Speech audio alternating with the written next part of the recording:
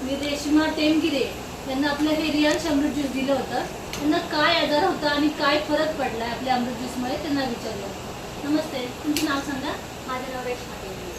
आपल्याला तुला काय आजार होता?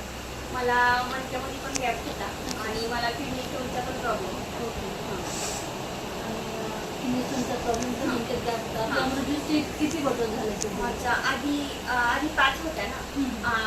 आधी 4 हे होत्या अमृत ज्यूस आणि 2 कॅप्सूल.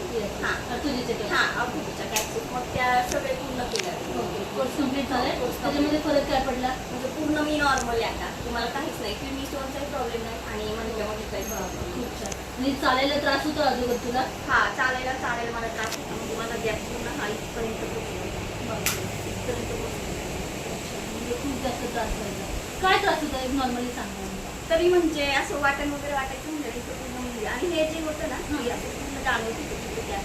अच्छा, म्हणजे पूर्ण तुझं जॉईंट्स दुखायचे. आता फरक पडला. आणि अजून कुठल्या आजारासाठी फरक पडला? आणि मला जळवात होता त्याच्यासाठी फरक पडलाय मला. हे पूर्ण पायाला जळवत होता, पूर्ण खाज येत होती तो फोड आणि हे पाय तिथं पूर्ण नॉर्मल झाले. आता इथंच राहिली तेवढं बाकी. हातात नाही होता, हात पण नॉर्मली काही होतं. तर तुम्ही पुन्हा एक कोर्स घेतला? मी पुन्हा एक कोर्स घेतला. आधी एक घेतला आणि आता एक कोर्स म्हणजे 2 बॉटल झालेले आहेत. आता अजून 4 बॉटल शिल्लक. तर आपल्या रेश्माताईंना एक पूर्ण ऑलरेडी कोर्स घेतला होता. पहिला कोर्स घेतलेला मणक्यामध्ये गॅप होता आणि किडनी स्टोन होता मुतखड्यासाठी.